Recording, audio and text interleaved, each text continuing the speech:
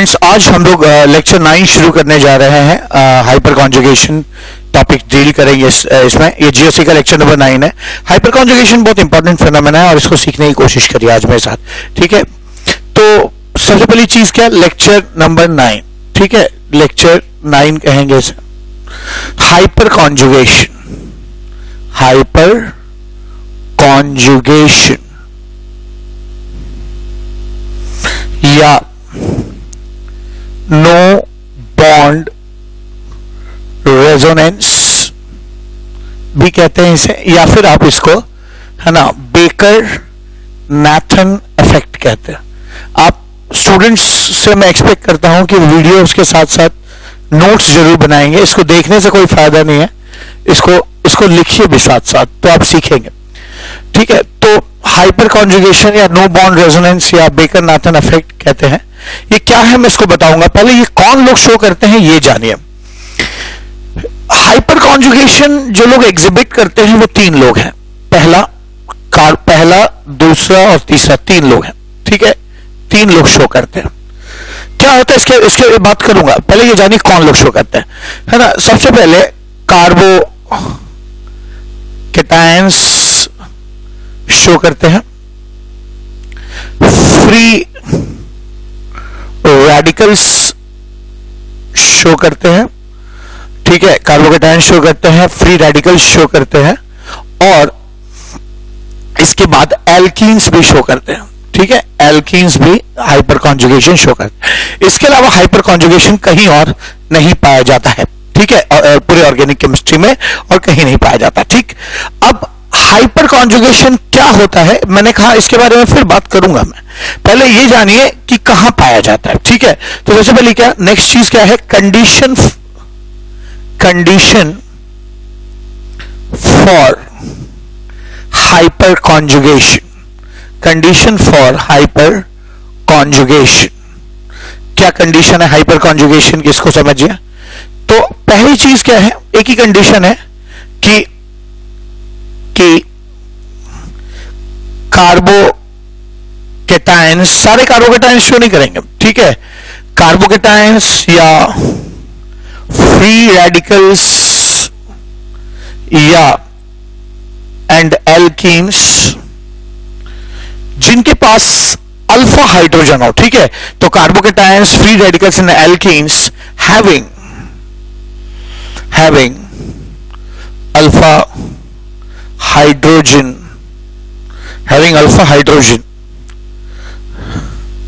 exhibit hyperconjugation, ठीक है। तो हाइपर कॉन्जुगेशन जो है कौन लोग शो करते हैं, वो एल्कीन्स या वो फ्री रेडिकल्स या वो कार्बोकेटायंस जिनके पास अल्फा हाइड्रोजन। इसका क्या मतलब हुआ, इसका मतलब मैं समझाता हूं। इसका मतलब ये हुआ कि कार्बोकेटायन अगर ऐसा है, CH2+ है, तो इसके बगल वाले कार्बन पे कम से कम एक हाइड्रोजन होना चाहिए, ठीक है ना। मैंने अल्फा हाइड्रोजन के बारे में बताया है। कार्बोकेटायन के बगल वाला कार्बन अल्फा कार्बन है और इससे जुड़े सारे हाइड्रोजन अल्फा हाइड्रोजन कहलाएंगे, ठीक है। तो अल्फा कार्बन में जुड़े सारे हाइड्रोजन अल्फा हाइड्रोजन कहलाते हैं। मैंने आपको, है ना, पहले पढ़ा है ऑर्गेनिक के शुरुआत में। तो वो कार्बोकेटायन जिसमें कम से कम एक अल्फा हाइड्रोजन हो वो हाइपर कॉन्जुगेशन शो करेगा। या वो फ्री रेडिकल्स, है ना, CH2 डॉट ले लीजिए और फिर CH, बिल्कुल उसी लाइन से, उसी तर्ज पे, है ना, वो फ्री रेडिकल्स जिसमें ये एक अल्फा कार्बन है, अल्फा कार्बन जुड़े हाइड्रोजन क्या कहलाते हैं, अल्फा हाइड्रोजन कहलाते हैं।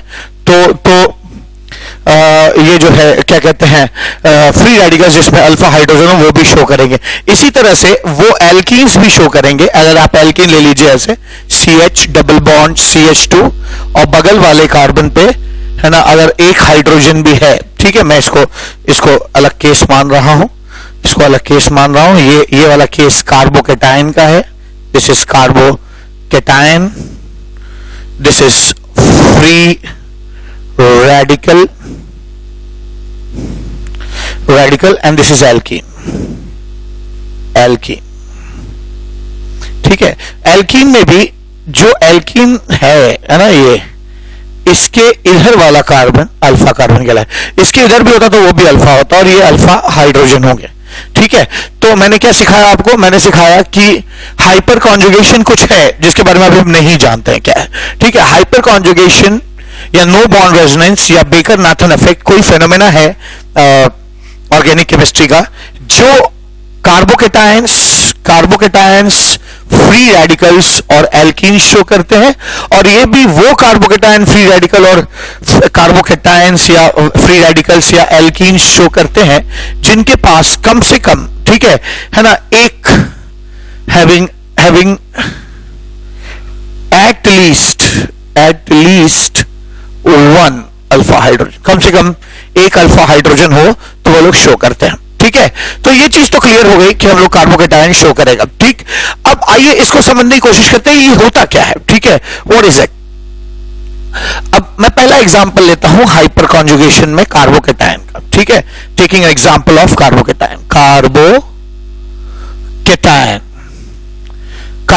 का मैंने एग्जांपल ले रहा हूं। एक कार्बोकेटायन ले लीजिए, सबसे सिंपलेस्ट कार्बोकेटायन लीजिए, CH2 प्लस HCH2। ठीक है, ये एक कार्बोकेटायन है। अब होता क्या है, देखिए ध्यान दीजिएगा, अब होता यह है कि ये अल्फा जो CH बॉन्ड है, ठीक है, वो अपना इलेक्ट्रॉन लूज करता है और रिलीज करता है इस तरफ। ठीक है, CH2 की तरफ, ये इलेक्ट्रॉन डिफिशिएंट स्पीशीज है, इसकी तरफ आता है। ठीक है, तो hyper conjugation is basically a phenomena in which electron is released and it is release from alpha CH bond. ठीक है, अल्फा CH बॉन्ड इसे कहेंगे, अल्फा CH बॉन्ड इसे कहेंगे। अल्फा CH बॉन्ड अगर अपना इलेक्ट्रॉन रिलीज करता है तो इसको हाइपर कॉन्जुगेशन कहते हैं। अब इसमें ताज्जुब की बात यह है कि आमतौर पे रेजोनेंस जिसे कहते हैं या कॉन्जुगेशन जिसे कहते हैं या मेसोमेरिक इफेक्ट जिसे कहते हैं, उसमें पाई इलेक्ट्रॉन्स का मूवमेंट होता है। बेसिकली रेजोनेंस कहना चाहिए, रेजोनेंस या कॉन्जुगेशन जिसे कहते हैं उसमें पाई इलेक्ट्रॉन्स का मूवमेंट होता है। पर हाइपर कॉन्जुगेशन में हाइपर वर्ड इसलिए दिया है क्योंकि अति हो गई कॉन्जुगेशन की। कॉन्जुगेशन मतलब रेजोनेंस होता है, ठीक है, कॉन्जुगेशन मतलब रेजोनेंस होता है। तो कॉन्जुगेशन की अति हो गई, एक्चुअली इसलिए अति हो गई क्योंकि आज तक हमने सिर्फ पाई बॉन्ड को ही डीलोकलाइज करते हुए या मूव करते हुए देखा था। ये पहली बार है कि सिग्मा इलेक्ट्रॉन मूव कर रहा है। अब मन में आ सकता है कि ठीक है, सिग्मा मूव किया तो इसमें हाइपर होने की क्या जरूरत है? हाइपर होने की जरूरत है, क्यों? क्योंकि पाई इलेक्ट्रॉन्स जो होते हैं बेसिकली वो पी ऑर्बिटल में होते हैं और वो ऐसे एक दूसरे के ऊपर छलांग मारकर ऐसे मूव कर सकते हैं। ठीक है, वो उनमें एक ही इलेक्ट्रॉन का इन्फ्लुएंस, एक ही न्यूक्लियस का इन्फ्लुएंस होता है और आसपास घूम फिर सकते हैं, आ जा सकते हैं, मूवमेंट इजी है। लेकिन जो इलेक्ट्रॉन यहां लॉक्ड है ना सिग्मा के रूप में, उस पर दो न्यूक्लियस का दावा है और दोनों के बीच में टाइटली बंधा हुआ है। ये इलेक्ट्रॉन भी मूव कर जाए, वो देखिए ये इलेक्ट्रॉन जो है वो इस कार्बन और हाइड्रोजन के बीच में बंधा हुआ है और इस इलेक्ट्रॉन का मूव करना कभी किसी ने सोचा नहीं था कि ये भी मूव कर सकता है क्योंकि दोनों के बीच में जकड़ा हुआ है। लेकिन ये भी अगर मूव करने लगे तो वाकई ये कॉन्जुगेशन हाइपर हो गया, तो इसे हाइपर कॉन्जुगेशन कहते हैं। पर ध्यान रखिएगा, शब्द में मत चले जाइएगा। हाइपर कॉन्जुगेशन मतलब बहुत तगड़ा रेजोनेंस नहीं, ये रेजोनेंस होने की जो कंडीशन है उसका अति हो गया है, उसका हाइपर हो गया कि हाइपर कॉन्जुगेशन हो गया। अब तो सिग्मा इलेक्ट्रॉन्स भी डीलोकलाइज कर रहे हैं। पर याद रखिएगा ये बहुत अच्छा रेजोनेंस नहीं माना जाता है, ये इंडक्टिव इफेक्ट से थोड़ा ही बेहतर होता है। इस वजह से क्योंकि पाई इलेक्ट्रॉन्स फ्री होते हैं, एक ही न्यूक्लियस के इन्फ्लुएंस पे है, ये एक दूसरे पे ऐसे ऐसे जंप करते है ना, यहां से यहां आया, यहां से यहां आया ना, बड़े आसानी से डीलोकलाइज कर जाते हैं। तो पाई इलेक्ट्रॉन का डीलोकलाइजेशन ईजी होता है, जबकि सिग्मा इलेक्ट्रॉन अगर मूव करता है तो उसे दोनों न्यूक्लियस की अट्रैक्टिव पावर छोड़कर है ना मूव करना पड़ेगा, और जो कि ये बहुत ही मुश्किल काम है। तो इसलिए हाइपर कॉन्जुगेशन में इलेक्ट्रॉन का मूवमेंट बहुत अच्छा नहीं होता, बहुत जितना अच्छा कॉन्जुगेशन में होता है उतना अच्छा हाइपर कॉन्जुगेशन में नहीं होता। ठीक है, तो चूंकि इलेक्ट्रॉन आसानी से डीलोकलाइज नहीं करते इसलिए बहुत तगड़ा इफेक्ट नहीं है। Hyper conjugation very weak electronic displacement effect. ठीक है, अब इसका क्या मतलब होता है मैं समझाऊंगा। पहले इसका रेजोनेटिंग स्ट्रक्चर देख लीजिए, ये लेविस स्ट्रक्चर है, ये इसका ओरिजिनल स्ट्रक्चर नहीं है। ये जब यहां आएगा तो ये चीज ऐसे दिखेगी, HCH plus double bond CH2H। ठीक है, ऐसे आ जाएगा, ये आ गया, एक स्ट्रक्चर हो गया ये। ठीक है, एक स्ट्रक्चर हो गया ये। दूसरा स्ट्रक्चर क्या हो जाएगा, फिर ये सिग्मा इलेक्ट्रॉन यहां डीलोकलाइज कर जाएगा। ठीक है, और ये आ जाएगा H plus C H sigma H C H two, ऐसा आ गया। फिर ये दूसरा रेजोनेटिंग स्ट्रक्चर हो गया, और तीसरा रेजोनेटिंग स्ट्रक्चर क्या होगा, ये जब इधर आ जाएगा, ठीक है, और ये जब इधर आ जाएगा, ये कुछ ऐसा आ जाएगा, H C H H plus C H two, ठीक है, ऐसा, ठीक है। और फिर ये जो है इलेक्ट्रॉन फिर से यहां आ जाएगा, ये इलेक्ट्रॉन फिर से यहां आ जाएगा, तो ये चीज इधर शिफ्ट कर जाएगी, ठीक है। तो ये तीन इसके रेजोनेटिंग स्ट्रक्चर हुए। अब मन में आता है कि सर यहां तो बॉन्ड ही नहीं है, तो इसीलिए इस फेनोमेना को हम, है ना, नो बॉन्ड रेजोनेंस कहते हैं, ठीक है, नो बॉन्ड रेजोनेंस कहा जाता है, ठीक है। अब इसको नो बॉन्ड रेजोनेंस कहते हैं। अब नो बॉन्ड रेजोनेंस में नो बॉन्ड का क्या मतलब हो गया, तो मैं आपको समझाने की कोशिश करता हूं। नो बॉन्ड रेजोनेंस का मतलब क्या है, मैं बताने की कोशिश करता हूं। देखिए, आमतौर पे अगर कहीं पर सिंगल बॉन्ड होता है, सिंगल बॉन्ड, तो इसका मतलब वहां पर 2 इलेक्ट्रॉन है। अगर डबल बॉन्ड होता है तो वहां पे 4 इलेक्ट्रॉन है। ट्रिपल बॉन्ड होता है कहीं पे तो वहां पे 6 इलेक्ट्रॉन है। आमतौर पे देखा गया है कि बॉन्ड ऑर्डर 1 से कम नहीं होता, ठीक है, लेकिन जब इसका रेजोनेंस हाइब्रिड या इसका जब रियल स्ट्रक्चर एनालाइज किया गया तो बॉन्ड ऑर्डर 1 से कम मिला।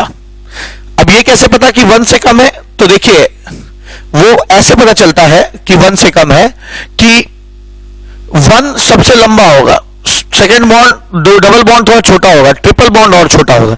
अब 1 से भी कोई लंबा मिल जाए तो जाहिर सी बात है कि इसका बॉन्ड ऑर्डर फ्रैक्शनल हो गया, और पाया गया कि इसका बॉन्ड ऑर्डर जो है वो 2/3 मिला, है ना, ये बॉन्ड ऑर्डर 2/3 मिला। 2/3 का मतलब हो गया, 2/3 का मतलब हो गया जितने इलेक्ट्रॉन, जितना बॉन्ड ऑर्डर होता है उसका डबल इलेक्ट्रॉन, यानी 4/3 इलेक्ट्रॉन। इफेक्टिवली यहां 1.33 इलेक्ट्रॉन है, एक इलेक्ट्रॉन से थोड़ा सा ज्यादा इनके बीच में मौजूद है। देखिए इलेक्ट्रॉन एक फ्लूइड की तरह, देखिए वो मूव करता है, ठीक है, तो एवरेज औसतन यहां बॉन्ड ऑर्डर 2/3 कैसे आएगा वो भी मैं निकाल देता हूं, ठीक है। यहां 0 बॉन्ड है, 0 हो गया, प्लस यहां पे 1 बॉन्ड है, 1 हो गया, और यहां पे भी 1 बॉन्ड है तो ये 1 हो गया। औसत कितना निकल के है, एवरेज कितना निकल के है, 2/3। ऐसे इसका बॉन्ड ऑर्डर 2/3 निकाला गया। 2/3 बॉन्ड ऑर्डर का मतलब यह है कि इन दो एटम्स के बीच में इफेक्टिवली 1.33 इलेक्ट्रॉन है, ठीक है।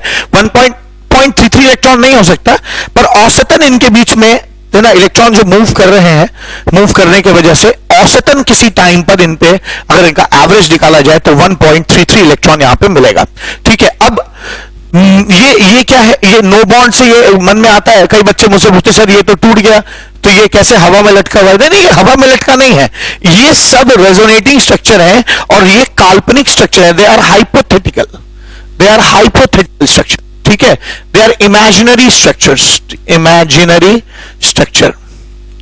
स्ट्रक्चर्स है ये, ठीक है। तो हमें इमेजिनरी स्ट्रक्चर्स है, रियल ये है, दिस इज रियल, ये रियल स्ट्रक्चर है। तो रियल स्ट्रक्चर को समझाने के लिए हम इमेजिनरी स्ट्रक्चर्स बनाते हैं और कहते हैं इन तीनों का जो ओवरलैप होगा, जो हाइब्रिड होगा, वो रियल स्ट्रक्चर होगा। अब हाइब्रिड कैसे होगा?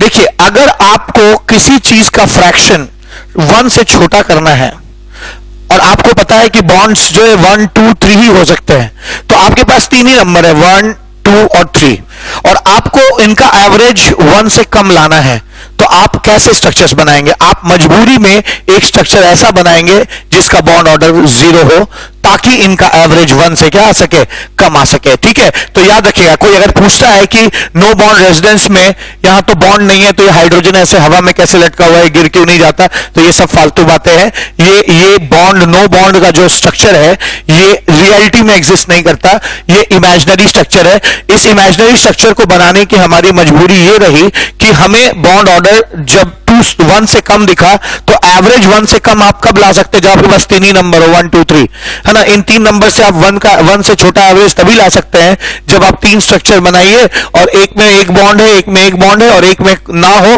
और डिवाइड बाई 3 करेंगे तो एवरेज 1 से छोटा आ जाएगा। ठीक है, तो याद रखिएगा fractional bond order less than 1 को समझाने के लिए हमारी मजबूरी है कि हम ऐसे इमेजिनरी स्ट्रक्चर्स बनाने लगते हैं जिसमें कोई बॉन्ड नहीं होता। इन स्ट्रक्चर का रियलिटी से कोई लिया नहीं है, रियलिटी ऐसी होती है। दिस इज हाइब्रिड, ये हाइब्रिड है। अब कैसे पता चला कि हाइपर कॉन्जुगेशन है? देखिए रियलिटी में तो असलियत में तो इसका बॉन्ड ऑर्डर 1 होना चाहिए, एक सिंगल बॉन्ड, इसका बॉन्ड ऑर्डर भी 1 होना चाहिए, इसका बॉन्ड ऑर्डर भी 1 होना चाहिए, इसका ही बॉन्ड ऑर्डर 1 होना चाहिए।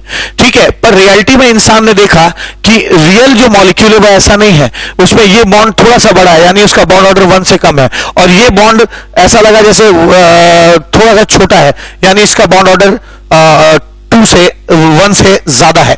तो इसको एक्सप्लेन करने ये था लेविस स्ट्रक्चर। ये थ्योरेटिकल स्ट्रक्चर है, थ्योरेटिकल स्ट्रक्चर है।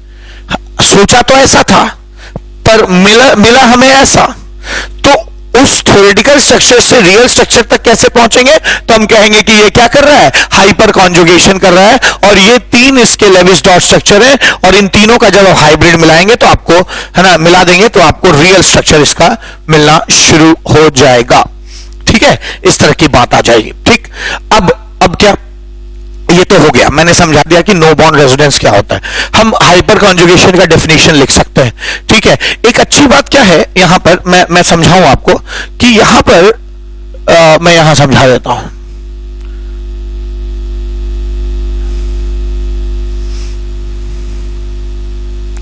यहां पर एक चीज ध्यान देने लायक है कि ये sp3 हाइब्रिडाइज्ड कार्बन है।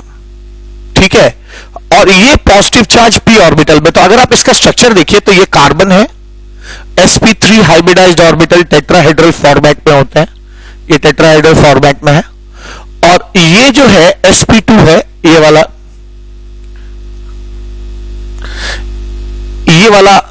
sp2 है। तो sp2 ऐसे हो जाएगा, sp2 sp2 sp2, इसका भी sp3। ठीक है, तो याद रखिए ये sp3 है, ये sp3 है, ये sp3 है, इसका एक sp3 इधर से और इसका sp2 इधर से, ये sp2 है और ये sp2 है। और अगर ये s और p2 है, 2 ही p लगा है, तो इसका एक p जो है वो ऐसे होगा ऊपर, जिसमें पॉजिटिव चार्ज मौजूद है ना। तो ये पॉजिटिव चार्ज p ऑर्बिटल में है, और ये जो लोन पेयर है वो यहां है। ठीक है, जो हाइड्रोजन के साथ ओवरलैप कर रहा है ऐसे। ठीक है, हाइड्रोजन के साथ ओवरलैप कर रहा है, यहां हाइड्रोजन है। ठीक है, तो आप देखिए यहां पर बेसिकली कोई पूछ सकता है कि हाइपर कॉन्जुगेशन में जो इलेक्ट्रॉन रिलीज होता है तो कौन से ऑर्बिटल्स ओवरलैप करते हैं? आप कह सकते हैं कार्बन का sp3 ऑर्बिटल, ठीक है, और इस कार्बन का p ऑर्बिटल, ये दोनों आपस में इंटरैक्ट करते हैं। ये भी बारी बारी से, ये भी थोड़ा मिल जाता है, ये भी इससे मिल जाता है। ठीक है, इसकी इससे भी ओवरलैपिंग होती है, इससे भी फ्यूजन होता है, इससे भी फ्यूजन होता है। तो ये इलेक्ट्रॉन थोड़े थोड़े इस तरफ क्या करते हैं, मूव कर जाते हैं, और इन इलेक्ट्रॉन का थोड़ा थोड़ा इधर से, थोड़ा इधर से, थोड़ा इधर से मूव करने की वजह से इन दोनों कार्बन के बीच में डबल बॉन्ड कैरेक्टर आ जाता है। और साथ साथ पॉजिटिव चार्ज जो है वो पॉजिटिव चार्ज देखिए यहां है, फिर यहां है, फिर यहां है, पूरे स्ट्रक्चर में घूमने लगता है, और अगर चार्ज अगर घूमने लग जाए तो वहां पे रेजोनेंस हो जाता है, स्टेबिलिटी हो जाती है। ठीक है, तो याद रखिएगा कि कार्बोकेटायन नहीं, इसमें क्या कहते हैं, हाइपर कॉन्जुगेशन में यहां sp3s जो ऑर्बिटल था ये ओवरलैप करता है p ऑर्बिटल से। आमतौर पे ये भी एक आश्चर्य की बात है, क्योंकि आमतौर पे जो रेजोनेंस होता है उस रेजोनेंस में p ऑर्बिटल्स ओवरलैप करते हैं। ये भी p आपस में इंटरैक्ट कर गए। ये पहली बार एक केस देख रहे हैं जहां पे sp3 और s ऑर्बिटल पहले से ओवरलैप्ड है, और ये जो ओवरलैप्ड ऑर्बिटल है वो इस p ऑर्बिटल से क्या कर रहा है, ओवरलैप कर रहा है। ठीक है, तो मैं अब इस स्थिति में हूं कि मैं हाइपर कॉन्जुगेशन का एक डेफिनेशन दे सकता हूं। ठीक है, डेफिनेशन दे सकता हूं। क्या डेफिनेशन दे सकता हूं? देखिए मैं हाइपर कॉन्जुगेशन का डेफिनेशन क्या लिखूंगा, मैं यहां पे लिखूंगा हाइपर कॉन्जुगेशन का डेफिनेशन आप लिख सकते हैं, लिख क्या सकते हैं, समझ भी सकते हैं। ठीक है, इसको समझिए क्या डेफिनेशन है। Hyper conjugation is an electron releasing phenomena in which is electron releasing phenomena in which electron is released by alpha CH bond, is released by alpha CH bond, is released by alpha CH bond. ठीक है ना? ठीक है. Hence it's called, hence it is also denoted by plus hyperconjugation, is denoted by plus hyper conjugation. इसको plus hyper conjugation की तरह denote करते हैं. एक बात जो नोटेबल है, जो मैंने यहां पे बताई कि इन हाइपर कॉन्जुगेशन, है ना, अभी थोड़ा देर पहले बताया कि in hyperconjugation sp3 s orbital overlaps with p orbital p orbital से ओवरलैप करता है. ठीक है, ये चीज आ गई. ठीक, अब एक बात और यहां पे ध्यान देने लायक है कि आपने यहां देखा कि यहां पर कितने अल्फा हाइड्रोजन है. एक अल्फा हाइड्रोजन था, दो अल्फा हाइड्रोजन है, तीन अल्फा हाइड्रोजन है. तो तीन अल्फा हाइड्रोजन है तो इसके तीन हाइपर कॉन्जुगेटिंग स्ट्रक्चर्स बन रहे हैं. ठीक है, तो मैं कह सकता हूं, क्या नोटेबल बात पहली ये हो गई. ठीक है, पहली नोटेबल बात ये हो गई. दूसरी नोटेबल बात क्या हो जाएगी कि नंबर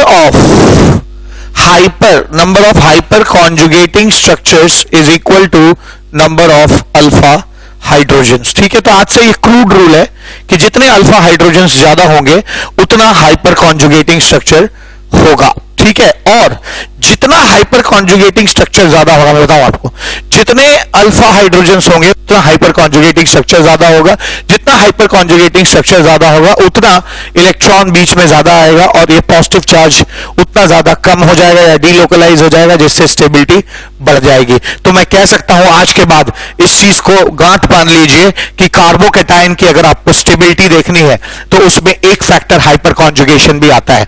अगर मान लीजिए इस तरफ भी कार्बन होता तो उसे भी अल्फा कहते, उससे भी तीन हाइड्रोजन होते तो वो तीनों भी अल्फा हाइड्रोजन होते, तब ये कार्बोकैटायन और ज्यादा स्टेबल होता है, क्योंकि इसमें फिर तीन और इधर के तीन, 6 अल्फा हाइड्रोजन होते, तो यहां पे 6 हाइपर कॉन्जुगेटिंग स्ट्रक्चर बनता. ठीक है, तो मैं एक बात और लिखा देता हूं यहां पे, जो तीसरी और आखिरी बात है ना, वो क्या है, थर्ड बात, कि स्टेबिलिटी ऑफ कार्बोकैटायन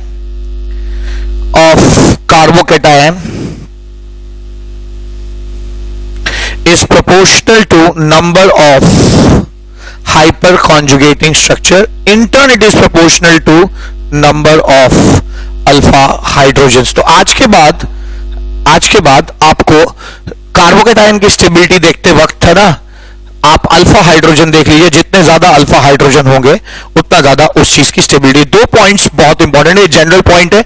किसी भी चीज में number of hyper conjugating structures तब ज्यादा होते हैं, उतने होते हैं जितने अल्फा हाइड्रोजन होते हैं. और यहां मैंने देखा कि कार्बोकैटायन की स्टेबिलिटी जो है वो नंबर ऑफ अल्फा हाइड्रोजन के बराबर हो जाएगी, क्योंकि number of alpha hydrogen hyper conjugating structure के बराबर होता है. ठीक है, तो यहां पर हम लोगों ने, है ना, कार्बोकैटायन का एग्जाम्पल तो देख लिया. हम लोगों ने यहां देखा कि कार्बोकैटायन में हाइपर कॉन्जुगेशन कैसे होता है.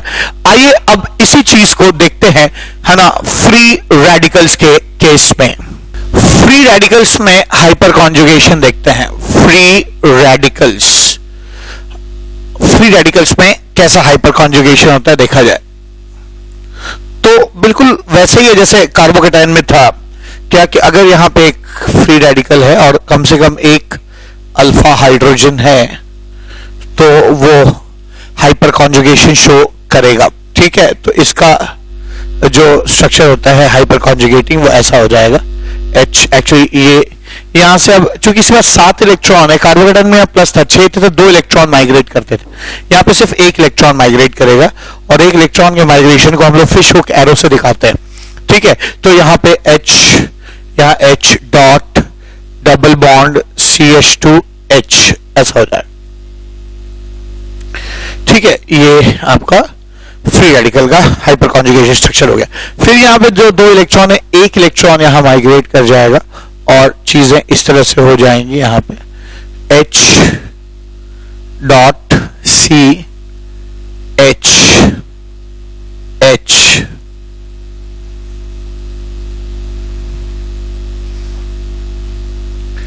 CH2, ठीक है। और फिर यहां पे भी 2 इलेक्ट्रॉन है, ऐसे मूव कर जाएगा और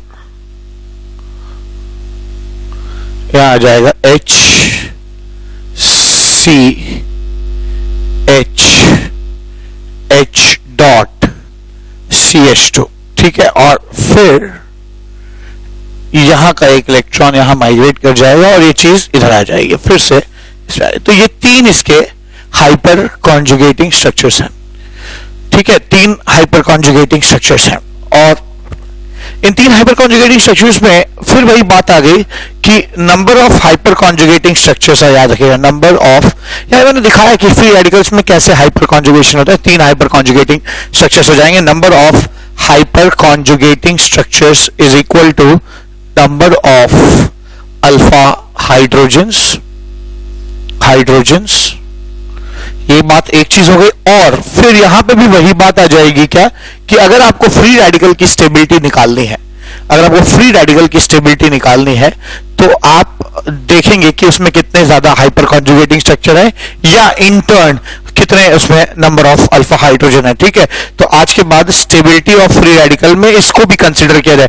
मैं ये नहीं कहता कि है ना सभी फ्री रेडिकल्स की स्टेबिलिटी आप हाइपर कॉन्जुगेशन से ही कैलकुलेट करिए, ऐसा नहीं है ना। आप हाइपर कॉन्जुगेशन एक फैक्टर हो सकता है उसकी स्टेबिलिटी डिसाइड करने के लिए। इससे कमजोर फैक्टर इंडक्टिव इफेक्ट भी हो सकता है, इससे मजबूत फैक्टर रेजोनेंस भी हो सकता है, उससे मजबूत फैक्टर पीपाई डीपाई हो सकता है, उससे मजबूत फैक्टर एरोमेटिसिटी हो सकता है, जिसके बारे में मैं आगे बातचीत करूंगा। तो मैं कह रहा हूं कि फ्री रेडिकल्स की स्टेबिलिटी निकालते वक्त hyper conjugation might be one of the factors through which you can determine the stability of free radical, ठीक है। तो stability of free radicals, stability of free radicals is proportional to number of hyperconjugating structure, which is in turn proportional to number of alpha hydrogens, ठीक है। Number of alpha hydrogen के proportional जाएंगे। तो ये बात भी आपको ना गांठ बांध लेनी है, ये आपको आगे काम आएगा, ठीक है। अब आगे मैं इसको यूज करूंगा तो आप ये पढ़े रहेंगे तो आगे आपको समझने में इजी होगा, वरना आगे आपको दिक्कत आएगी, ठीक है। तो इसको याद रखिए कि फ्री रेडिकल्स की भी स्टेबिलिटी ऐसे ही निकलती है, कार्बोकेटायन की स्टेबिलिटी में भी फ्री है ना हाइपर कॉन्जुगेशन का कुछ योगदान हो सकता है। अब नेक्स्ट चीज क्या है, एल्कीन्स। एल्कीन्स में भी हाइपर कॉन्जुगेशन देखा गया, ठीक है। एल्कीन्स में हाइपर कॉन्जुगेशन कैसे होता है इसको समझा जाए। एल्कीन्स में अगर आप एक एल्कीन ले लीजिए ऐसे CH double bond CH2 CH H H ऐसे हो गया, ठीक है। और यहां पे क्या होगा, ये इधर माइग्रेट करेगा, ठीक है ना, ये इधर माइग्रेट करेगा और ये 2 इलेक्ट्रॉन जब इधर माइग्रेट करते हैं तो ये बॉन्ड ऐसे टूटता है, ठीक है।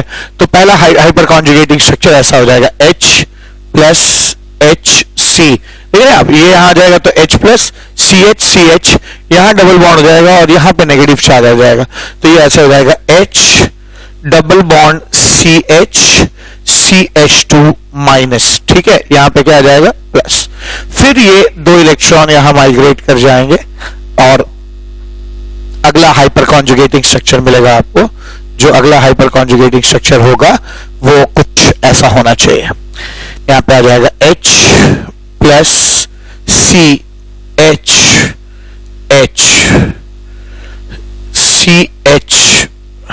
CH2 माइनस, ऐसा आ जाएगा, ठीक है। फिर नेक्स्ट टर्न पे ये भी इलेक्ट्रॉन इधर माइग्रेट कर सकता है और आपको एक और रेजोनेटिंग स्ट्रक्चर यहां पे मिलना चाहिए, ठीक है। ये आ जाएगा ये H प्लस हो जाएगा, H double bond CH CH2 minus, ऐसे आ जाएगा,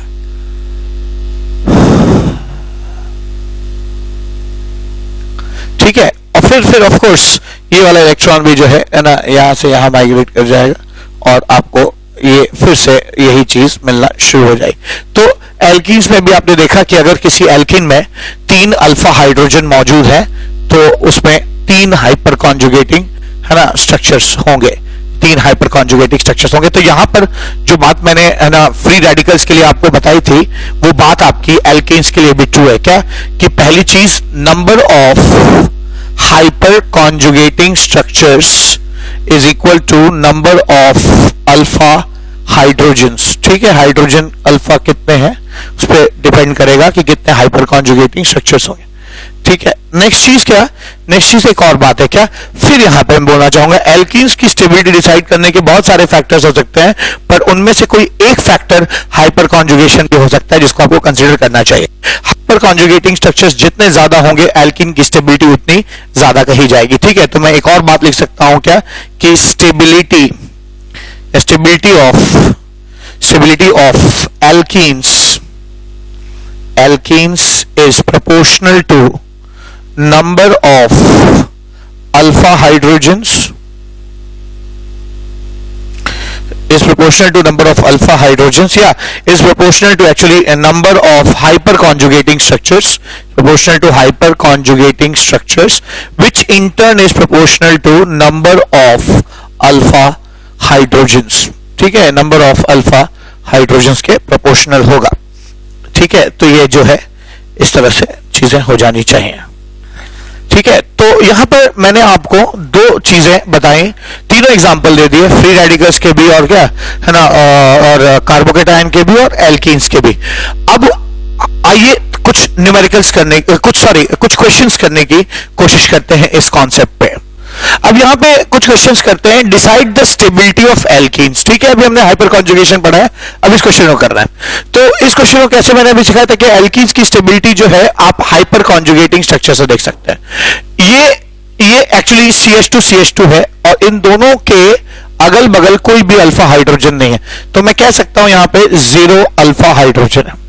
यहां देख सकते हैं ये कुछ ऐसा है, C double bond C CH3 ठीक है, कुछ ऐसा है।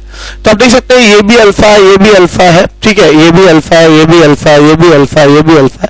4 अल्फा कार्बन है और 3 6 3 9 और 3 12, यहां 12 अल्फा हाइड्रोजन है। तो यहां पे 12 अल्फा हाइड्रोजन है, यहां 0 अल्फा हाइड्रोजन है। ठीक है, ऐसे यहां पे आप देख लीजिए, यहां पे 3 हो जाएंगे और यहां पे 3 है, यहां पे 6 अल्फा हाइड्रोजन है, यहां 3 है, यहां 3 है, यहां 3 है हाइड्रोजन, यहां 3 हाइड्रोजन है CH3 से, तो यहां पे 9 अल्फा हाइड्रोजन हो जाएंगे। यहां 3 है, यहां 3 है, यहां 6 अल्फा हाइड्रोजन है और यहां पे यहां इसके ये अल्फा है, यहां 3 हाइड्रोजन है, तो यहां पे 3 अल्फा हाइड्रोजन हो गया। और यहां पे भी जो है 1 2 3 6 अल्फा हाइड्रोजन है। तो बहुत अच्छा क्वेश्चन है ना, आपको एल्कीन्स की स्टेबिलिटी के आधार पर चीजों को जज करना है। ठीक है, अब एल्कीन की स्टेबिलिटी के आधार पर जब जज करना है आपको, तो आपने क्या किया, अल्फा हाइड्रोजन देख लिए कितने अल्फा हाइड्रोजन है और उसके आधार पर हम जज करेंगे। तो अगर अल्फा हाइड्रोजन के हिसाब से देखिए तो सबसे स्टेबल आपको बी दिखेगा। स्टेबिलिटी की अगर आप बात करिए तो सबसे स्टेबल आपको बी मिलना चाहिए जिसमें 12 अल्फा हाइड्रोजन है। इसके बाद डी होना चाहिए क्योंकि इसके पास 9 अल्फा हाइड्रोजन है। ठीक है, 9 के बाद 6 वाले 3 लोग हैं, सी ई और जी। ठीक है, सी है, ई है और जी है। I am yet to decide among them, इसमें मैं डिसाइड नहीं कर पाया। ठीक है, तो बी सबसे ज्यादा, फिर डी आ जाएगा, सी ई और जी में मैं अभी डिसाइड नहीं कर पाया हूं। ठीक है, इसके बाद एफ आ जाएगा क्योंकि इसमें 3 अल्फा हाइड्रोजन है, एफ आ गया। और एफ के बाद सबसे लास्ट में यह आएगा ए क्योंकि इसमें 1 अल्फा हाइड्रोजन है। आपको पता है जितने अल्फा हाइड्रोजन ज्यादा होंगे उतना हाइपर कॉन्जुगेटिंग स्ट्रक्चर ज्यादा होगा, उतनी स्टेबिलिटी ज्यादा होगी। तो प्राइमा फेसाई ये सीक्वेंस तो बन गया। अब क्वेश्चन फंसता है कि इसमें सी ई और जी में कैसे जज किया जाए। तो सी और ई में आप आसानी से जज कर सकते हैं। वजह क्या है, सी जो है वो सिस है। सिस में अगर यहां 3 CH3 है और ये CH3 ग्रुप है, तो ये दोनों जो बल्की ग्रुप है, ये जो दोनों बल्की ग्रुप है ये काफी पास आ गए हैं जिससे इनके बीच में रिपल्शन होने की संभावना है। ठीक ठीक है। और यहां पे क्या है, ट्रांस में दोनों CH3 ग्रुप जो है वो काफी दूर हो जाएंगे। ये जो CH3 ग्रुप है वो यहां पे है, ये वाला CH3 ग्रुप यहां पे है, दोनों CH3 ग्रुप काफी दूर दूर पे है, इनके बीच में काफी दूरी है, इसलिए इनमें रिपल्शन कम होगा। तो एक चीज तो मैं श्योर हो गया हूं कि C में ज्यादा रिपल्शन है तो स्टेबिलिटी कम हो जाएगी, तो मैं कहता हूं C कम स्टेबल है E से। अब बात बचती है E की। E ज्यादा स्टेबल हो गया क्योंकि E जो है ट्रांसफॉर्म है, ठीक है, ये ट्रांस है, तो मैंने E को तो ज्यादा स्टेबल कह दिया C से। अब बात बचती है G की, तो एक काम करते हैं, G और E को पहले हम लोग कंपेयर कर लेते हैं। अगर कोई निष्कर्ष नहीं निकलेगा तो बाद में हम G को और C को भी कंपेयर करेंगे। अगर आप इस E को देखिए तो कुछ ऐसा है, ये CH H double bond CH H। अब आपको पता है कि यहां, अच्छा ये हो गया, और G जो है वो कुछ ऐसा है, यहां डबल बॉन्ड है और CH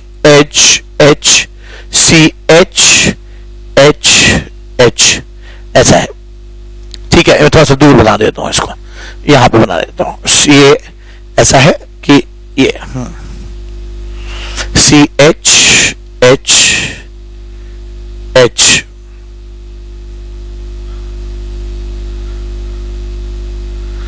और यहां पर ऐसा हो जाएगा CH।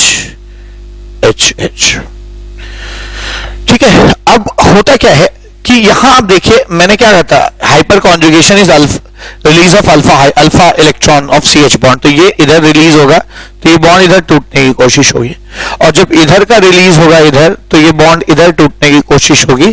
तो यहां हाइपर कॉन्जुगेशन एक दूसरे से कंपीट कर रहा है, दोनों एक दूसरे के ऑपोजिट है। जबकि यहां क्या है, इस वाले केस में क्या है, ये जब इधर आएगा तो ये इधर जाएगा, और जब ये इधर आएगा तो ये इधर टूटेगा, है ना, हाइपर कॉन्जुगेशन। तो ये दोनों हाइपर कॉन्जुगेशन एक दूसरे को सपोर्ट कर रहे हैं, जबकि यहां पे कंपटीशन आ गया, तो यहां पे कॉम्पिटिटिव इनहिबिशन ऑफ रेजोनेंस हो जाएगा। यहां कंपटीशन की वजह से, कॉम्पिटिटिव इनहिबिशन ऑफ रेजोनेंस के बारे में मैंने लास्ट लेक्चर में पढ़ाया था, आप देख लीजिएगा, ठीक है, मैंने पीछे पढ़ाया। देखिए, कभी भी ऑर्गेनिक केमिस्ट्री को हमेशा सिलसिलेवार या सीरियली ही पढ़ना चाहिए।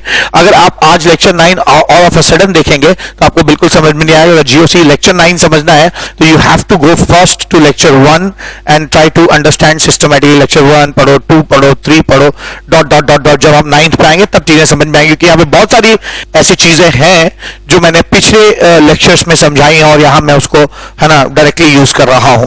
तो यहां पे कॉम्पिटिटिव इनहिबिशन ऑफ रेजोनेंस होने की वजह से यहां हाइपर कॉन्जुगेशन थोड़ा सा डिक्रीज कर गया है, कम अच्छा है। तो मैं कह सकता हूं कि ये वाला ज्यादा स्टेबल है इससे। तो अगर ये वाला इससे स्टेबल है, यानी G इससे स्टेबल है, तो ये सीक्वेंस ऐसा हो जाएगा कि G स्टेबल हो गया। तो यहां पे मैं इसको ठीक कर लेता हूं, यहां पे हो जाएगा G सबसे ज्यादा स्टेबल होगा, ठीक है, फिर E होगा, फिर E हो जाएगा, और फिर यहां पे C हो जाएगा, ठीक है, और फिर यहां पे C आ जाएगा, ठीक है। तो यहां मैंने देखा कि ये आपका सीक्वेंस आ जाएगा, ठीक है, आपका फाइनल स्टेबिलिटी का सीक्वेंस आएगा। तो आपने देखा कि शुरू में मैंने B को, D को, F को और A को, और इन तीनों को एक साथ मैंने नंबर ऑफ अल्फा हाइड्रोजन के आधार पर तय कर लिया। फिर इन तीनों में नंबर ऑफ अल्फा हाइड्रोजन जब सेम थे तो 2 को मैंने सिस ट्रांस के आधार पर देख लिया। यहाँ पे स्टेरिक हिंड्रेंस है, जब भी 2 बल्की ग्रुप के इलेक्ट्रॉन क्लाउड एक दूसरे को रिपेल करते हैं तो स्टेरिक रिपल्शन होता है। यहाँ पे स्टेरिक रिपल्शन देखा, तो आपको ना हाइपर कॉन्जुगेशन के अलावा यहाँ पे स्टेरिक रिपल्शन भी सीखने को मिला कि जब भी 2 बल्की ग्रुप आसपास होते हैं उनमें रिपल्शन होगा, स्टेबिलिटी घट जाएगी। और इसमें मैंने देखा कि कॉम्पिटिटिव इनहिबिशन ऑफ रेजोनेंस की वजह से ट्रांस वाला थोड़ा सा कम स्टेबल होगा इस वाले से, ठीक है। तो क्लियर है कि एल्कीन की स्टेबिलिटी ऐसे जज की जाती है ना। मैंने क्वेश्चंस पहले से लिख रखे हैं ताकि इसको लिखने में समय बर्बाद ना हो। आइए सेकंड क्वेश्चन देखते हैं यहां पर। अब यहां पर भी मुझे स्टेबिलिटी ऑफ एल्कीन बतानी है, ठीक है, यहां पे मुझे स्टेबिलिटी ऑफ एल्कीन बताना है। यहां पे 3 तरह के एल्कीन यहां मौजूद हैं। अब ध्यान दीजिए, एल्कीन की अगर आप स्टेबिलिटी निकाल रहे हैं तो don't jump to hyper conjugation. Hyper conjugation मैंने बताया क्योंकि यहां पे हाइपर कॉन्जुगेशन इसलिए बताया क्योंकि रेजोनेंस नहीं था, पर अगर कहीं पर रेजोनेंस होने की संभावना है तो फिर आप ध्यान रखिए कि वहां पे रेजोनेंस को हाइपर कॉन्जुगेशन से ज्यादा वरीयता दी जाएगी। मैंने इसी लेक्चर के शुरुआत में बताया कि हाइपर कॉन्जुगेशन नाम जो है वो थोड़ा सा कंफ्यूजन क्रिएट करता है, भ्रामक वर्ड है, भ्रम पैदा करता है ना। हाइपर कॉन्जुगेशन मतलब बहुत अच्छा कॉन्जुगेशन नहीं, हाइपर कॉन्जुगेशन इसलिए कहते हैं क्योंकि उसमें सिग्मा इलेक्ट्रॉन डीलोकलाइज करता है हाइपर कॉन्जुगेशन बहुत ही वीक इलेक्ट्रॉन डिस्प्लेसमेंट इफेक्ट और रेजोनेंस के आगे इसकी कोई तुलना नहीं है, ठीक है, ध्यान दीजिएगा। तो यहां पर अगर मेरे को 3 कंपाउंड्स मिले हैं तो मैं देख सकता हूं कि यहां पहले पे पाई बॉन्ड है, दूसरे से मतलब नहीं और तीसरे पाई बॉन्ड है, यहां पे रेजोनेंस है, ठीक है, तो रेजोनेंस है, यहां पे रेजोनेंस मौजूद है। ऐसे एल्कीन्स जिसमें दोनों पाई बॉन्ड एक दूसरे से रेजोनेंस में हो उनको हम कॉन्जुगेटेड डाइन्स भी कह सकते हैं। दो एल्कीन्स है ना, कॉन्जुगेटेड डाइन है, यहां पे रेजोनेंस है, ये काफी स्टेबल होगा, ये this will be quite stable, ठीक है। यहां पे क्या है, दोनों पाई बॉन्ड अगल बगल आ गए हैं, ऐसे एल्कीन्स को हम लोग है ना क्यूमुलेटेड एल्कीन्स कहते हैं, क्यूमुलेटेड डाइन्स कहा जाता है, क्यूमुलेटेड डाइन्स कहते हैं, ठीक है। और ये काफी अनस्टेबल होता है, इसलिए मान लीजिए मैं इसका अगर एक नॉर्मल डायग्राम बनाऊं, CH3 C double bond CH double bond CH double bond double bond CH, ठीक है, डबल बॉन्ड CH और फिर ये CH3 ऐसे किया मैंने, तो आप पाएंगे कि यहां जो ये पाई इलेक्ट्रॉन है, पाई इलेक्ट्रॉन क्लाउड ऐसा होता है, ये पाई इलेक्ट्रॉन क्लाउड है, आप केमिकल बॉन्डिंग में पढ़िएगा, ये बिल्कुल इस तरह का होता है। अब ये जो दो लगातार पाई बॉन्ड्स हैं, इन पाई इलेक्ट्रॉन्स में आपस में रिपल्शन होगा, ठीक है।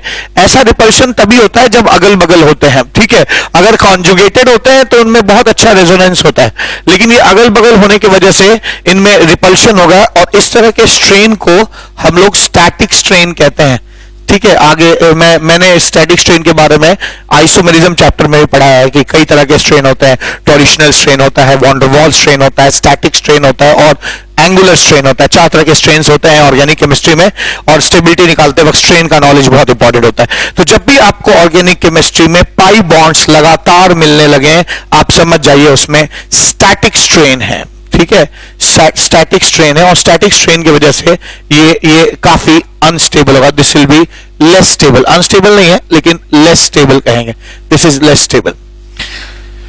इस तरह के डाइन्स जहां पे दो पाई बॉन्ड्स जो है वो एक्यूमुलेटेड भी ना हो और कॉन्जुगेटेड भी ना हो, ये कॉन्जुगेटेड भी नहीं होगी, पहले पे पाई बॉन्ड है, दूसरे और तीसरे पे कुछ नहीं है, दूसरे मतलब नहीं है, तीसरे पे पाई बॉन्ड नहीं है इसलिए ये कॉन्जुगेटेड नहीं है, और दोनों अगल बगल नहीं है इसलिए क्यूमुलेटेड नहीं है। ऐसे डाइन्स को हम लोग आइसोलेटेड डाइन्स कहते हैं, ठीक है, they are called isolated dienes कहा जाता है, ठीक है, इनको आइसोलेटेड डाइन्स कहा जाता है। तो ये रिलेटिवली जो है ना थोड़े से स्टेबल होंगे क्यूमुलेटेड से और अनस्टेबल होंगे रिलेटिवली है ना कॉन्जुगेटेड से। तो यहां पर आप बड़ी आसानी से कह सकते हैं कि अगर आप स्टेबिलिटी की बात करिए, अगर आप स्टेबिलिटी की बात करेंगे तो सबसे स्टेबल मुझे है ना ये लगा ए, क्योंकि ए जो है वो कॉन्ज है। उसके बाद ये लगा आइसोलेटेड वाला, क्यों, क्योंकि आइसोलेटेड में कुछ है ही नहीं, ठीक है। और इसमें ये कम स्टेबल हो गया क्योंकि इसके electron clouds, pi electron clouds में रिपल्शन होगा और इसलिए ये जो क्यूमुलेटेड है वो सबसे कम स्टेबल होगा। तो स्टेबिलिटी का ये सीक्वेंस मिल गया। आज के बाद अगर आप डाइन्स की स्टेबिलिटी देख रहे हैं, ठीक है, अगर स्टेबिलिटी ऑफ डाइन्स देख रहे हैं, डाइन्स देख रहे हैं तो इस चीज का खासा ख्याल रखिएगा कि कॉन्जुगेटेड डाइन्स जो होते हैं वो सबसे ज्यादा स्टेबल होते हैं। अब आज के बाद इस फैक्ट को, इस क्वेश्चन से जो मैंने सीखा उसको हम फैक्चुअल नॉलेज की जरूरत है, आइंदा से डायरेक्ट यूज करेंगे, नो नीड टू है ना डू ऑल दिस स्टफ, ठीक है, हम डायरेक्ट उसको यूज करेंगे। कॉन्जुगेटेड डाइन्स जो है वो सबसे स्टेबल होते हैं। इसके बाद नंबर आता है आइसोलेटेड डाइन्स का, ठीक है, आइसोलेटेड डाइन्स का, और सबसे लास्ट में जो नंबर आता है वो आता है ना क्यूमुलेटेड डाइंस का, क्यूमुलेटेड डाइंस का। तो इस चीज को भी ये आप है ना गांठ बांध लीजिए इसको, और ये याद रखिए आज के बाद, है ना आपको ये याद रखना है कि ये सीक्वेंस होता है स्टेबिलिटी ऑफ डाइंस का। हम लोग इसको आज के बाद है ना डायरेक्ट यूज किया करेंगे एज अ फैक्ट। ठीक है, तो आशा आपको सेकंड क्वेश्चन भी समझ में आ गया। आइए अब थर्ड क्वेश्चन करते हैं। हर क्वेश्चन करते वक्त मैं स्टूडेंट से यही एक्सपेक्ट करता हूं कि वो पहले जो है इन क्वेश्चंस को सॉल्व खुद करें और फिर है ना मेरा सॉल्यूशन देखें। तो आप यहां पर वीडियो पॉज करके इसको आप सॉल्व खुद भी कर सकते हैं। ठीक है, अब अगर आप यहां ध्यान दीजिए इस क्वेश्चन को कैसे किया जाए, तो आप देख सकते हैं कि यहां पर कॉन्जुगेटेड, अब देखिए बच्चा कैसे सोचता है, बच्चा सोचता है यहां पे कॉन्जुगेशन है तो ये ज्यादा स्टेबल होगा, ये कॉन्जुगेटेड है, ये आइसोलेटेड है, ये क्यूमुलेटेड है। ठीक है, यहां एक पाई बॉन्ड है, ठीक है, यहां कुछ नहीं है। ठीक है, तो आदमी कंफ्यूज करता है, सी को सबसे ज्यादा स्टेबल बता सकता है क्योंकि यहां रेजोनेंस दिखाई पड़ रहा है। ठीक है, लेकिन मैं बताऊं ये गड़बड़ है, यहां गलती है, सी सबसे स्टेबल नहीं है। मैं इसलिए बता रहा हूं, देखिए आप समझने की कोशिश करिए पहले। तो ये बहुत बहुत अच्छा क्वेश्चन है, mark it as a good question. Actually मैंने जितने क्वेश्चन सेलेक्ट किए भी हैं वो सब क्वेश्चंस आपको कुछ ना कुछ सिखा जाएंगे। अब यहां पर क्या है, यहां पर मैं देख रहा हूं कि आप कभी भी ध्यान दीजिए, अगर कहीं आप डायग्राम बनाएंगे एनर्जी का, तो एल्कीन्स में जब हम हाइड्रोजन जो होते हैं, ठीक है, ये एनर्जी है और ये रिएक्शन कोऑर्डिनेट कहते हैं इसे, ये रिएक्शन की दिशा, टाइम भी कह सकते हैं, किसी रिएक्शन का होते समय जो है इसको रिएक्शन कोऑर्डिनेट भी कहते हैं, रिएक्शन कोऑर्डिनेट। ठीक है, तो यहां पे देखिए, यहां पे क्या है, एल्कीन है और ये हाइड्रोजन है। ठीक है, एल्कीन में हाइड्रोजन आपने जोड़ा, जैसे आप एल्कीन में हाइड्रोजन जोड़ते हैं आप हीट ऑफ हाइड्रोजनेशन रिलीज होता है।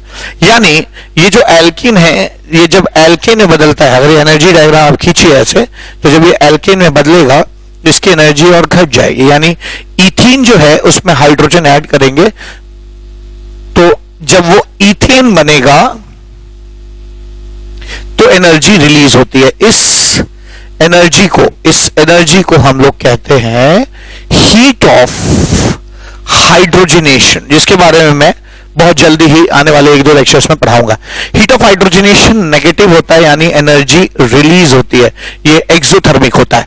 तो अगर एनर्जी रिलीज होती है तो कोई भी चीज क्या हो जाएगी, स्टेबल हो जाएगी। पहले एनर्जी ज्यादा थी, हाइड्रोजन ऐड करने के बाद जो चीज बनी वो एनर्जी रिलीज किया अगर आपने एनर्जी, तो आप और स्टेबल हो गए, आपकी एनर्जी घट गई। एनर्जी जितनी कम होती है उतनी चीजें ज्यादा स्टेबल होती है। तो यहां पर एक बात याद रखिएगा कि एल्केन हाइड्रोजनेशन से बन रहा है और एल्केन की एनर्जी कम है, तो यहां मैं एक रूल बना सकता हूं कि all alkanes are more stable than all alkenes. ठीक है, सारे एल्कीन्स से स्टेबल होंगे। तो यहां पर आप बड़े ही आराम से कह सकते हैं कि अगर स्टेबिलिटी की बात आती है तो आप कह सकते हैं सबसे स्टेबल ए होगा, क्योंकि ए में कोई अनसैचुरेशन नहीं है। अच्छा, और मजे की बात, अगर कोई कंपाउंड है जिसमें 2 पाई बॉन्ड होता तो उसकी एनर्जी और ज्यादा होती, उनमें से एक हाइड्रोजनेट करता तो स्टेबल होता, दूसरा पाई बॉन्ड हाइड्रोजनेट करता तो और स्टेबल होता। यानी जितने नंबर ऑफ पाई बॉन्ड्स ज्यादा होंगे उतना वो एल्कीन कम स्टेबल होगा। ठीक है, उतना वो एल्कीन कम स्टेबल होगा। तो मैं यहां पे क्या कह सकता हूं, स्टेबिलिटी की बात अगर चलती है तो चूंकि ये एल्केन है ये सबसे स्टेबल होगा। इसके बाद मुझे लगता है बी का नंबर है, क्योंकि एक ही पाई बॉन्ड है। जहां 2 पाई बॉन्ड्स होते हैं वो चीज और अनस्टेबल होती है। कैसे, अब जैसे यही ले लीजिए, इसमें जब हाइड्रोजन आप जोड़ेंगे एनर्जी रिलीज होगी तब ये इसमें चेंज होगा। यानी इसकी एनर्जी ज्यादा है, एनर्जी रिलीज करने पे वो इसमें चेंज होगा और इसमें हाइड्रोजनेशन करेंगे तो इसमें चेंज होगा। तो सबसे स्टेबल मुझे लगता है यहां पर ए को होना चाहिए, ए सबसे स्टेबल हो जाएगा यहां पे, क्योंकि उसमें कोई पाई बॉन्ड नहीं है। इन तीनों में 2-2 पाई बॉन्ड है, इसलिए मैं इनको किनारे कर रहा हूं। इसमें एक है, इसलिए ये इन तीनों से कम ज्यादा स्टेबल है। तो इसके बाद जो है बी आ जाएगा यहां पे। बी के बाद आप बहुत अगर गौर से देखेंगे तो यहां पर जो हमने पिछले क्वेश्चन में सीखा है वो लग जाएगा। यहां पर ये एल्कीन जो है वो कॉन्जुगेटेड है, जबकि ये आइसोलेटेड है और ये क्यूमुलेटेड है। ठीक है, क्यूमुलेटेड है। ठीक है, क्यूमुलेटेड है। तो मैं कह सकता हूं यहां पर कि इन तीनों की स्टेबिलिटी जज करना में मुझे बहुत टेंशन नहीं है। सबसे ज्यादा कॉन्जुगेटेड स्टेबल होगा, इसलिए इसके बाद सी का नंबर आ जाएगा। इसके बाद मैं आइसोलेटेड करूंगा। ठीक है, आइसोलेटेड करूंगा। आइसोलेटेड जो है इससे थोड़ा कम स्टेबल है। ठीक है, और सबसे ज्यादा स्टेबल ई वाला होगा ना, जो कि क्यूमुलेटेड होगा। सबसे कम स्टेबल होगा ई वाला, क्योंकि क्यूमुलेटेड है। क्यूमुलेटेड में स्टैटिक स्ट्रेन आ जाता है, अभी मैंने पिछले क्वेश्चन में समझाया। तो देखिए ये एल्केन था सबसे स्टेबल, फिर एल्कीन नेक्स्ट स्टेबल, फिर डाइन्स उससे कम स्टेबल, क्योंकि उनमें 2 पाई बॉन्ड है। देखने में प्राइमा फेसाई लगता है जैसे ये बहुत ज्यादा स्टेबल होना चाहिए, इसमें रेजोनेंस है। देखिए रेजोनेंस एक रिलेटिव फिनोमेना है। रेजोनेंस होने का मतलब आप एब्सोल्यूट स्टेबिलिटी नहीं हो जाती है आपकी। ठीक है, आप में रेजोनेंस है, ठीक है, आप स्टेबल है, पर उतने नहीं जितना एल्केन स्टेबल है। ठीक है, तो यहां पे ये एल्केन हो गया सबसे स्टेबल, फिर 1 पाई बॉन्ड वाला। 3 पाई बॉन्ड वाले में मैंने कॉन्जुगेटेड को सबसे बढ़िया बताया, क्योंकि अभी पिछले क्वेश्चन में सीखा था। फिर आइसोलेटेड को नेक्स्ट बेहतर बताया, क्योंकि नेक्स्ट क्वेश्चन में सीखा था। और सबसे कम क्यूमुलेटेड होता है, क्योंकि इसमें स्टैटिक स्ट्रेन होता है, तो ये सबसे कम स्टेबल होगा। तो यहां पर मैंने 3 क्वेश्चन कराए। आइए चौथा क्वेश्चन करते हैं। अब क्वेश्चन नंबर 4 देखा जाए। अब ये है CH3 CH2 है, यहाँ CD3 ड्यूटीरियम है। ठीक है, यहाँ पे CT3 है, ट्राइटियम है। अब एल्कीन की स्टेबिलिटी कैसे देखा जाए? तो अगर आप अल्फा हाइड्रोजन देखेंगे तो सेम है, यहां पे भी 3 अल्फा हाइड्रोजन है, यहां पे भी ड्यूटेरियम भी हाइड्रोजन ही होता है, 3 ही अल्फा हाइड्रोजन है, और यहां पे भी 3 ही अल्फा हाइड्रोजन है। तो यहां आप तय नहीं कर पाएंगे। तो मैंने कहा ना, मैंने हर क्वेश्चन में इस चीज का ध्यान रखा है कि हर क्वेश्चन दूसरे से अलग हो और कुछ आप सीखें उस क्वेश्चन से। अब यहां इसको कैसे जज करेंगे, तो ध्यान दीजिए, मैंने जीओसी के फर्स्ट लेक्चर में ही बताया था कि बॉन्ड एनर्जी कैसे डिसाइड करते हैं। बॉन्ड एनर्जी में एक चीज और होती है, bond energy is proportional to difference of electronegativity. जितना इलेक्ट्रोनेगेटिव डिफरेंस ज्यादा होता है उतनी बॉन्ड एनर्जी ज्यादा होती है। अब आपको पता है कि एक बात तो ये हो गई, दूसरी बात मैंने सिखाई थी कि हेवियर आइसोटोप्स जो होते हैं उनकी इलेक्ट्रोनेगेटिविटी कम होती है। ठीक है, यानी हाइड्रोजन की इलेक्ट्रोनेगेटिविटी ज्यादा होगी, ड्यूटेरियम की और कम होगी, ट्राइटियम की और कम होगी, कार्बन की ज्यादा होती है। कार्बन की 2.5 होती है, इसकी 2.1 होती है।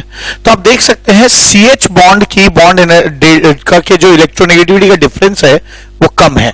CD बॉन्ड का और ज्यादा होगा और CT बॉन्ड का और ज्यादा होगा।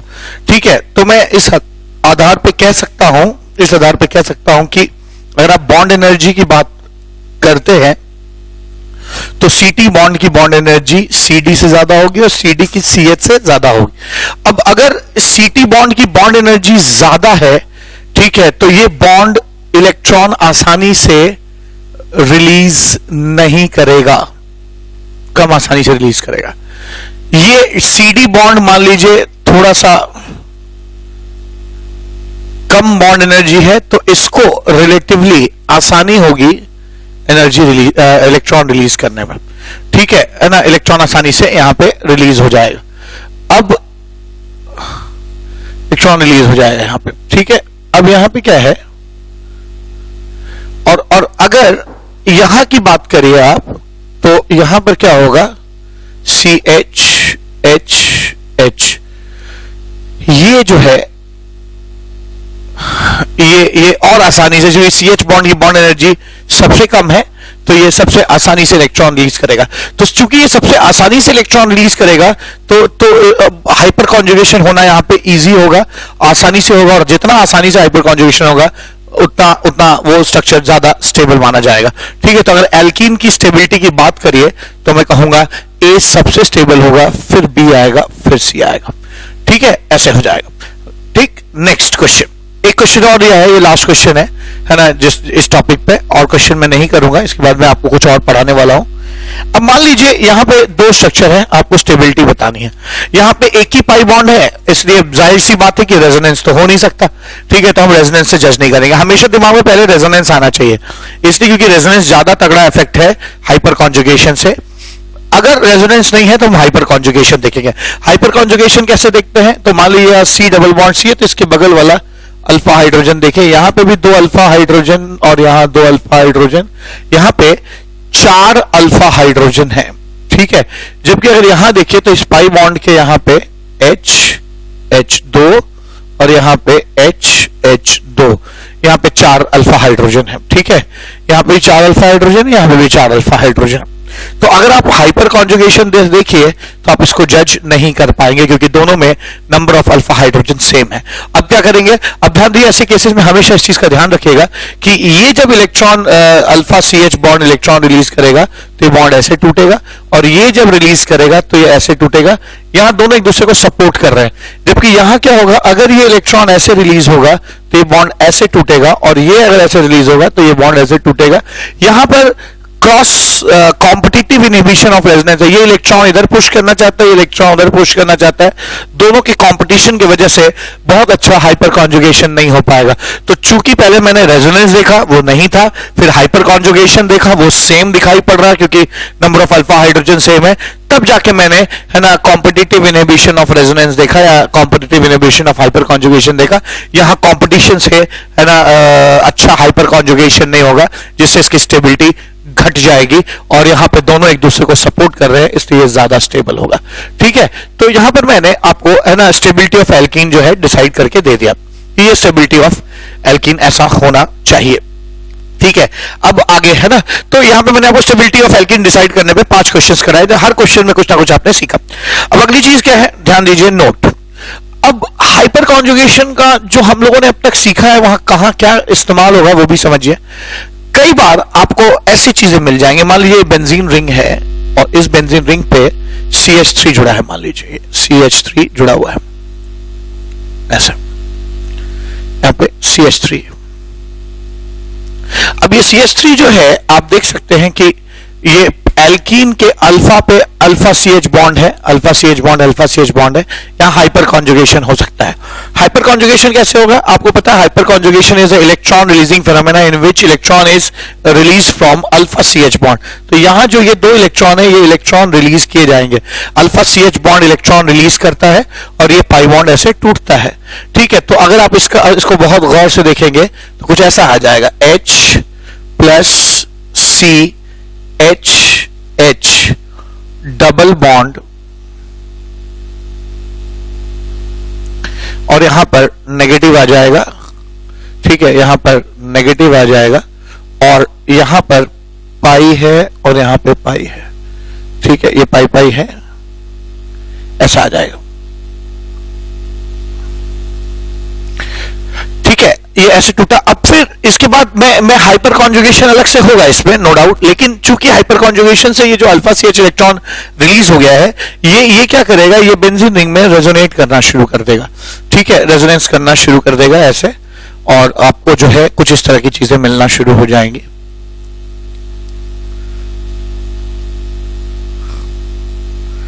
यहाँ पे पाई बॉन्ड आ जाएगा, यहाँ पे नेगेटिव चार्ज आ जाएगा ऐसे, ठीक है, यहाँ पे नेगेटिव चार्ज आ जाएगा ऐसे, ठीक है, और यहाँ पे फिर से पाई बॉन्ड आ गया, फिर से ये इलेक्ट्रॉन जो है ऐसे मूव करेगा और है ना फिर से यहाँ पर एक और स्ट्रक्चर बन जाएगा ऐसे, ये पाई बॉन्ड यहाँ पर नेगेटिव चार्ज आ जाएगा और यहाँ पर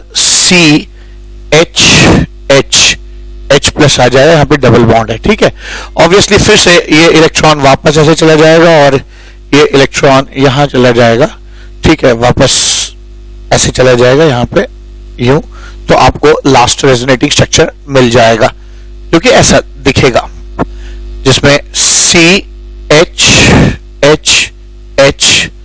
पाई बॉन्ड हो जाएगा, ठीक है।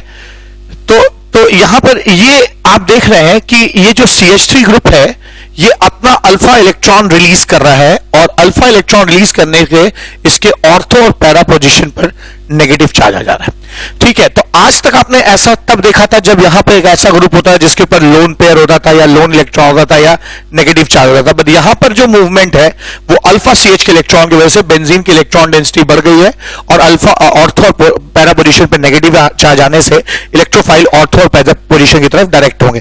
तो आज से आप याद रखिए कि CH3 ग्रुप में भले ही लोन पेयर नहीं है, भले ही नेगेटिव चार्ज नहीं है, भले ही लोन इलेक्ट्रॉन नहीं है, लेकिन इसके बावजूद ये इलेक्ट्रॉन रिलीज करता है अपना अल्फा CH, और बेंजीन रिंग को एक्टिवेट कर देता है इलेक्ट्रोफिलिक रिएक्शन के लिए। तो याद रखिए, मैं यहां पे लास्ट लिख दे रहा हूं, CH3 doesn't have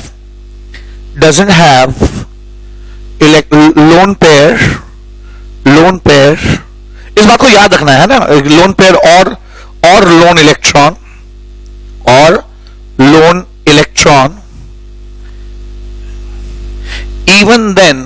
even then it acts as activator and orthopara director due to hyper conjugation. ठीक है, आप देख रहे हैं यहां पे हाइपर कॉन्जुगेशन के वजह से ये CH3 के पास कोई लोन पेयर नहीं है, कोई लोन इलेक्ट्रॉन नहीं है ना, नहीं लोन पेयर नहीं है, नेगेटिव चार्ज नहीं है, इसके बावजूद इलेक्ट्रॉन रिलीज कर रहा है हाइपर कॉन्जुगेशन से। हाइपर कॉन्जुगेशन में अल्फा CH का इलेक्ट्रॉन रिलीज होता है और इलेक्ट्रॉन रिलीज होने से बेंजीन रिंग पे इलेक्ट्रॉन डेंसिटी बढ़ जा रही है, जिसकी वजह से ये एक्टिवेटर का काम कर रहा है और साथ साथ इलेक्ट्रोफाइल को ऑर्थो या पैरा पोजीशन पे डायरेक्ट करेगा, इसलिए ऑर्थो पैरा डायरेक्टर कहेंगे। अब लास्ट चीज जो इस टॉपिक में बच गया है वो है रिवर्स हाइपर कॉन्जुगेशन, तो इसको भी समझ लिया जाए। रिवर्स हाइपर, वैसे रिवर्स हाइपर कॉन्जुगेशन की जरूरत मुझे है ना ज्यादा नहीं पड़ेगी आपको, लेकिन फिर भी जानना चाहिए, पढ़ाया जाता है ना। Reverse hyper conjugation as a name suggest कर रहा है, ये खुद ही आपका जो है हाइपर कॉन्जुगेशन का रिवर्स है। हाइपर कॉन्जुगेशन मतलब प्लस HC लिखते हैं, प्लस HC क्यों, इलेक्ट्रॉन रिलीजिंग फिनोमेना, तो इलेक्ट्रॉन जब आप रिलीज करते हैं तो अपने ऊपर प्लस आ जाता है। और ये reverse hyper conjugation electron withdrawing phenomena है, तो इलेक्ट्रॉन जब विड्रॉ करेंगे अपने ऊपर ले आएंगे तो आपके ऊपर क्या आ जाएगा, नेगेटिव आ जाएगा। तो कभी भी रिवर्स हाइपर कॉन्जुगेशन को माइनस HC लिखते हैं और हाइपर कॉन्जुगेशन को HC लिखा जाता है, प्लस HC लिखा जाता है। अब जो है रिवर्स हाइपर कॉन्जुगेशन कहां दिखाई पड़ता है इसको भी समझिए। रिवर्स हाइपर कॉन्जुगेशन दो ग्रुप के केस में दिखाई पड़ेगा, एक जो है जहां पे CCl3 हो या CF3 हो, ये दो जगह पर जब भी ये दो ग्रुप्स आपको दिखाई पड़े एल्कीन के साथ, आप समझ जाइएगा कि वहां रिवर्स हाइपर कॉन्जुगेशन होना है। ठीक है, तो अगर मैं एक एग्जांपल ले लूं, यहां पे मान लीजिए एग्जांपल है CH double bond CH2 CCl3, ठीक है, ये CCl3 है।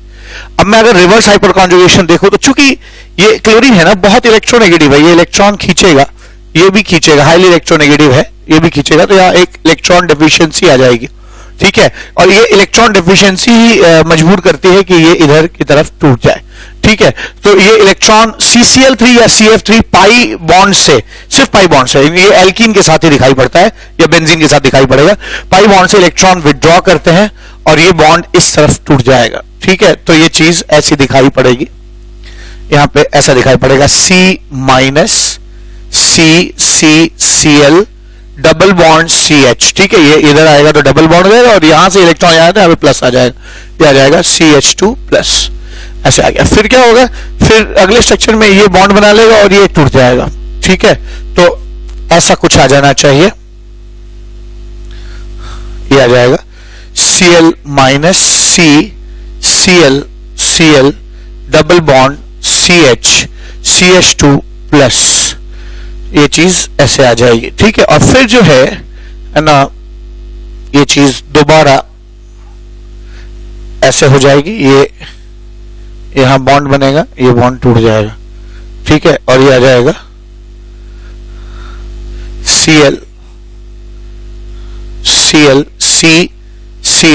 Cl minus double bond CH CH2 plus.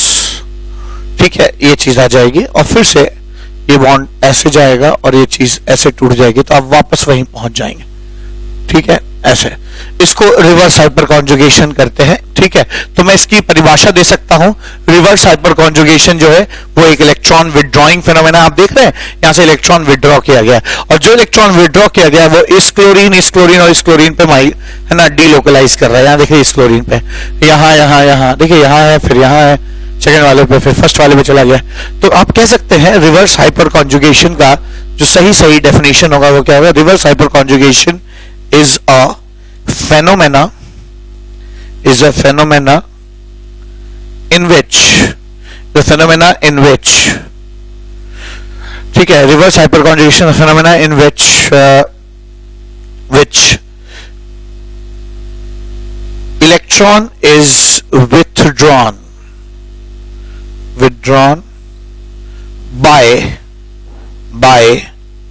CCl3 or CF3 group, ठीक है, ग्रुप मैं कह सकता हूं is a phenomena in which pi electron, ठीक है, कह सकते हैं पाई इलेक्ट्रॉन या pi electron is withdrawn from by the CCl3 and CF3 group, ठीक है, ये ग्रुप जो है विथड्रॉ करते हैं।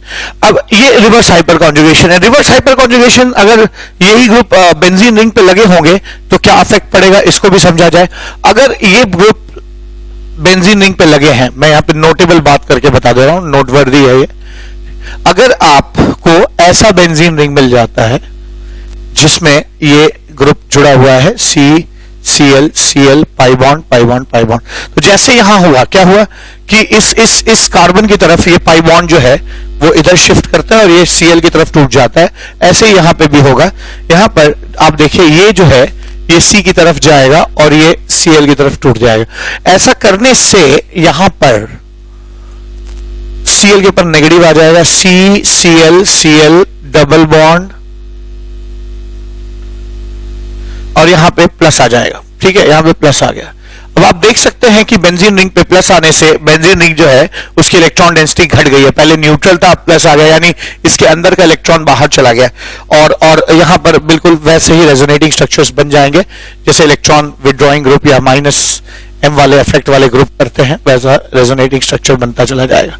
इसके इधर जाने से यहां पे प्लस आ जाएगा, यहां पे पाई बॉन्ड आ जाएगा, यहां पे पाई बॉन्ड आ जाएगा, Cl-, ठीक है, C double bond CCl Cl ऐसे हो गया।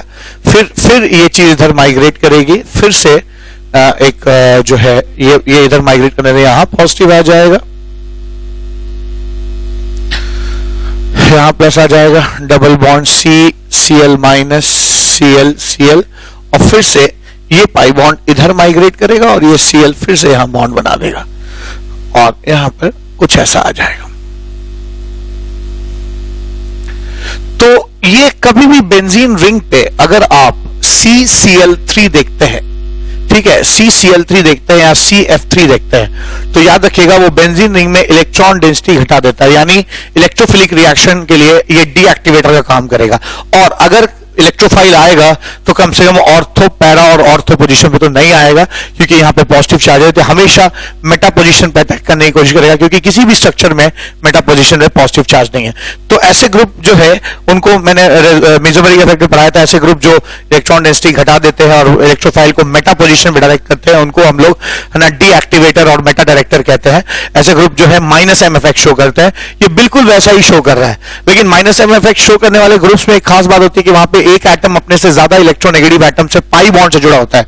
अगर आपको मेरी बात नहीं समझ में आ रही तो पिछले लेक्चर जाके देखिए कि -m इफेक्ट वो लोग शो करते हैं जहां की एटम अपने से ज्यादा इलेक्ट्रोनेगेटिव एटम से पाई बॉन्ड से जुड़ा होता है। यहां पे ऐसा कोई पाई बॉन्ड नहीं है, ठीक है। इसके बावजूद in spite of having no polar pi bond, this group is acting as a deactivator and meta director just because it is doing that due to reverse hyper conjugation. तो मैं कह सकता हूं यहां पे जो खास बात क्या है जो आपको जाननी है वो ये है कि CCl3 और CF3 don't have positive charge, or an atom attached to another atom through pi bond pi bond से अटैच्ड नहीं होते किसी एटम के थ्रू, ठीक है। ऐसे जैसे मैं कहना चाहता हूं यहां पे जो कहना चाहता हूं वो ये है ऐसा कि है ना कोई एटम अपने ज्यादा इलेक्ट्रोनेगेटिव एटम से अगर जुड़ा होता है तो इसके ऊपर पार्शियल पॉजिटिव आ जाता है और ऐसे ग्रुप इलेक्ट्रॉन्स को अक्सर विड्रॉ करने की टेंडेंसी रखते हैं ऐसे, है ना, ठीक है। लेकिन यहां पर कोई एटम दूसरे एटम से पाई बॉन्ड से जुड़ा भी नहीं है, ठीक है, जैसे यहां है, ना ही कोई पॉजिटिव चार्ज है, ना पॉजिटिव चार्ज है ना कोई एटम दूसरे एटम से है ना पाई बॉन्ड के थ्रू जुड़ा हुआ है, इसके बावजूद ये है ना डीएक्टिवेटर और ऑर्थोपेराडाक्टर की तरह काम करते हैं। तो मैं कह रहा हूं CCl3 and CF3 don't have positive charge or an atom attached to another atom through a pi bond, जैसे यहां पे है। even then they act as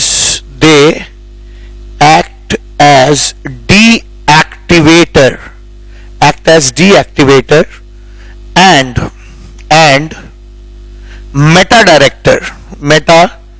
director due to electron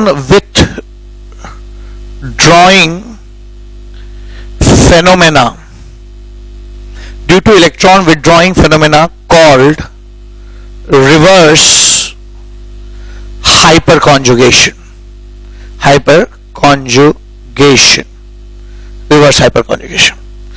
ठीक है। तो लेडीज एंड जेंटलमैन, मैंने इस लेक्चर में यानी लेक्चर नंबर 9 में आपको बताया कि हाइपर कॉन्जुगेशन किसे कहते हैं और कौन कौन लोग इसको शो करते हैं, क्या कंडीशंस होती हैं, कैसे इससे है ना फ्री रेडिकल्स या कार्बोकेटायन या एल्कीन्स की स्टेबिलिटी निकाली जाती है, उस पर कुछ क्वेश्चंस भी किया। और लास्ट में मैंने ये भी बताया कि रिवर्स हाइपर कॉन्जुगेशन किसे कहते हैं। तो ये जो टूल्स की बात थी, ये समझ लीजिए जीओसी का एक फर्स्ट पार्ट खत्म हो गया, जीओसी का इंटरवल है, ठीक है। अब तक मैंने आपको टूल्स दिए, ठीक है, चाहे जितने भी तरह के टूल्स दिए आपको, चाहे इंडक्टिव इफेक्ट, चाहे मेसोमेरिक इफेक्ट, चाहे रेजोनेंस, चाहे competitive inhibition of resonance, hyper conjugation, reverse hyper conjugation, मैंने आपको टूल्स ट्रांसफर किए। अब इंटरवल के बाद यानी लेक्चर नंबर 10 से मैं जो शुरू करूंगा वो है इन टूल्स को कैसे अप्लाई करना है, ठीक है, कैसे ऑर्गेनिक केमिस्ट्री के क्वेश्चंस में हम इन टूल्स को अप्लाई करेंगे। अब मैं टूल्स को के बारे में जानकारी दे रहा था, अब तक अब टूल्स इस्तेमाल करना सिखाऊंगा। तो मिलते हैं अगले लेक्चर नंबर 10 में और बात करते हैं कि कैसे इन टूल्स को हम अप्लाई करके ऑर्गेनिक केमिस्ट्री में क्वेश्चंस सॉल्व कर सकते हैं। तब तक के लिए thank you so much, have a nice day.